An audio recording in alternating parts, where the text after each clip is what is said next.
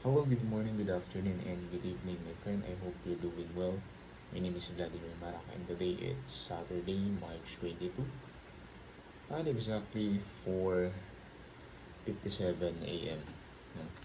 And ngayon, I just want to remind myself first and at the same time to you watching this video na pataasin natin yung gratitude. The more grateful you are, the more you attract rizq or blessings effortlessly. So that's my positive reminder once again.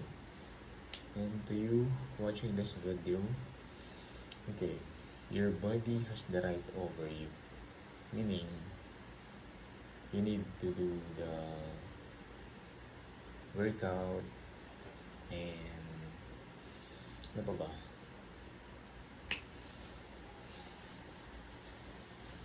Drink more water as well. That's it. And read. Make yourself, well-informed sa mga bagay-bagay. This is a positive reminder for myself first kasi nakausap ko yung isang brother ng isang gabi.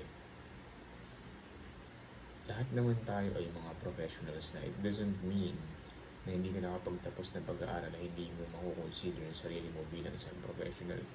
You are already a professional in your own chosen field. Kahit ano mang ginagawa mo, like nag-construction ka, or kahit ano yung ginagawa mo at this very moment, you are already a professional. Tanggalin natin yung mindset na kailangan mo makagraduate ng college para matawag mo yung sarili mo bilang professional.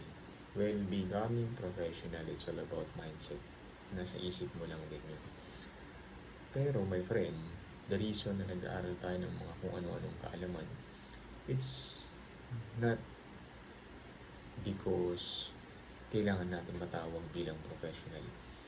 The reason kaya tayo nag-aaral ng mga bagay-bagay na beneficial para sa atin, it's because para maging beneficial agent tayo sa mga tao, mga kasalamuhan natin, whether online and offline. And my always positive reminder for myself first and to you watching this video, that we don't seek knowledge just to store it away and use within the chamber of our brains. We seek knowledge for us to become a beneficial agents for it.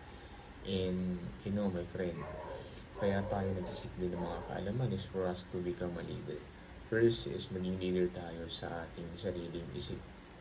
Diba? Sa sarili natin mga desisyon.